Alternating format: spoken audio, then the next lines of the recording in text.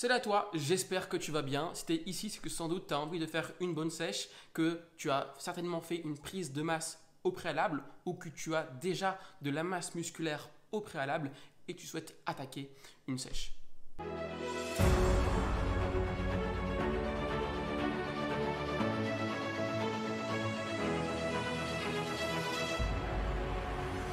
Alors dans cette vidéo, on va partir sur le fait d'avoir une bonne stratégie en sèche pour que tu puisses perdre ce gras du ventre et surtout on va voir ensemble la diète et la musculation. Alors on va parler dans un premier temps de la nutrition. Qu'est-ce qu'il faut mettre en place en nutrition? Quel type de diète est-ce que tu dois mettre en place pour pouvoir perdre ce gras, enlever éventuellement la rétention d'eau et avoir un six-pack et être sec. Généralement quand on part d'une diète, on a souvent tendance à partir d'un régime qu'on connaît déjà ou très célèbre comme le régime Dukan, le régime paléo, un régime cétogène ou autre. Eh bien en fait, peu importe le type de régime que tu fais, à partir du moment où tu as une balance énergétique qui est négative ou autrement dit que tu as des apports qui sont inférieurs à tes dépenses, eh bien dans ce cas, tu vas pouvoir perdre du gras. Et ce, peu importe le type de diète que tu intègres dans ton alimentation. Et effectivement, le but d'une diète, ou du moins le but d'une sèche, c'est d'éliminer un maximum de gras qui a été soit établi au préalable par une prise de masse, ou soit parce qu'on a fait des années et des années de malnutrition et donc on a du gras en trop. Le but d'une sèche, ou du moins le but d'une diète, c'est d'avoir une structure, un écosystème qui va te permettre de perdre ce gras et surtout de maintenir ce gras. Et c'est pour ça que je ne suis pas fan des diètes, je ne suis pas fan des régimes miracles. L'important, et retiens bien ça, c'est que s'il y a une seule chose à retenir dans cette vidéo, c'est ça, c'est de se dire que peu importe la diète que tu fais, à partir du moment que cette diète te correspond et que tu es capable de tenir ce type de diète sur le long terme, alors cette diète est faite pour toi. Et là, tu vas me dire, ok Romain, c'est cool, peu importe ce que je mange, finalement, si j'ai une balance négative, eh bien, je vais pouvoir perdre du poids. Mais quelle est finalement la stratégie alimentaire? Sinon, ce serait beaucoup trop facile et tout le monde aurait un six-pack si ce serait uniquement que ça. Et je suis bien d'accord, il n'y a pas que ça. Alors, déjà, ce qu'il faut comprendre, c'est que le choix des aliments est réellement pertinent. Quand tu fais une sèche, tu ne vas pas te tourner vers des pâtes, tu ne vas pas te tourner vers des produits riches en calories qui nuit sur ton taux de satiété et en l'occurrence peut nuire sur la stabilité à maintenir une sèche, à maintenir une diète. Puisque lorsque tu vas faire un déficit calorique, ton corps ne va pas être bien, il va réclamer de la nourriture et si tu n'as pas une bonne stratégie alimentaire, eh bien tu vas littéralement manger les placards, tu vas littéralement manger tout ce qui bouge parce que tu ne maîtrises pas la nutrition. Donc évite tous les produits avec une densité calorique élevée et consomme davantage des aliments à densité calorique moyenne, voire très basse.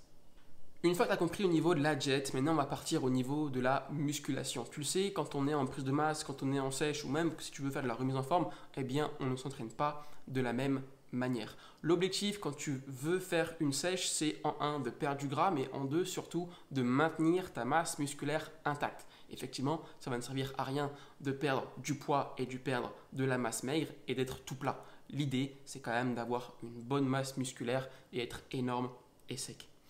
Donc tu l'as compris, aujourd'hui en sèche, pas besoin de faire des cycles de force, pas besoin de soulever lourd. Il faut pour ça favoriser des cycles d'entraînement plutôt longs qui vont te permettre d'avoir beaucoup plus d'influx sanguin au niveau de tes muscles, beaucoup plus d'oxygène au sein de tes muscles et en l'occurrence, grâce à ce type d'exercice et à ce type de structure, eh bien, tu vas pouvoir avoir un retour veineux comme tu vois chez certains types de bodybuilders et ça visuellement, c'est quand même plutôt pas mal. Et pour avoir ce type de résultat, favorise plutôt des cycles d'entraînement plutôt longs. Pour ça, c'est assez simple.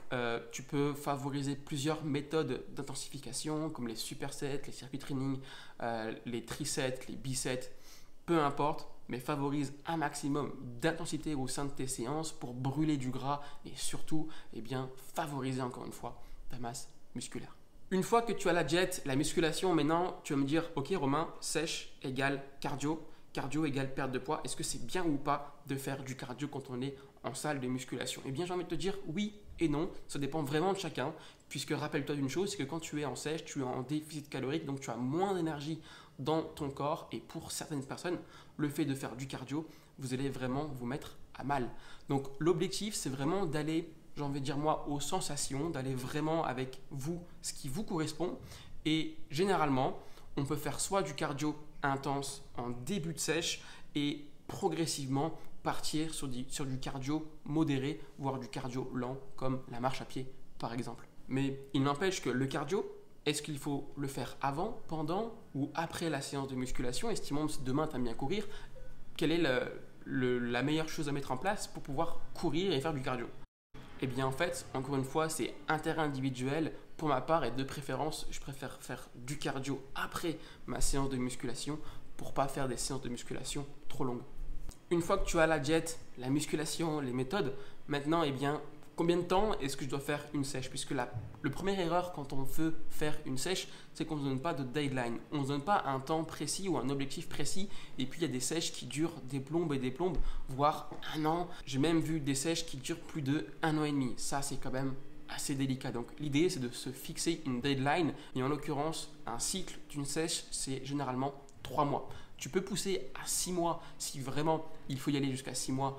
Ou alors, il y a aussi ce qu'on appelle la mini-cut, que je ne vais pas parler dans cette vidéo, qui dure 6 semaines, mais c'est beaucoup plus avancé et ce n'est pas recommandé aux débutants. Et bien voilà, on arrive à la fin de cette vidéo. J'espère que tu as pris éventuellement des notes. Le but, comme tu l'as compris, c'est de se construire un écosystème qui va te permettre d'avoir du résultat, mais surtout du résultat sur le long terme, et j'ai envie de dire même à l'année et dans les années à venir. Donc, te force pas à faire quelque chose que tu n'aimes pas, mais actionne plutôt des leviers qui vont te permettre d'aimer ce que tu fais, de continuer à avoir une récurrence dans ce que tu fais, dans ce que tu aimes, pour avoir des résultats significatifs sur le long terme. J'espère vraiment que tu as apprécié cette vidéo, ce contenu. N'hésite pas à t'abonner ou à liker, ça fait toujours plaisir. C'est vrai que je ne le demande pas souvent, mais ça fait toujours plaisir. Si jamais vous voulez aller plus loin éventuellement dans une perte de gras, eh bien j'ai créé un guide en 5 étapes, 5 jours, 5 étapes qui va te permettre d'arriver à avoir des bases sur la musculation et des bases sur la nutrition. Pour recevoir ce guide qui est entièrement gratuit, tu peux cliquer sur le premier lien de la vidéo et tu vas le recevoir tout ça dans ta boîte mail. Je te laisse ici, porte-toi bien et à très bientôt. Ciao, ciao.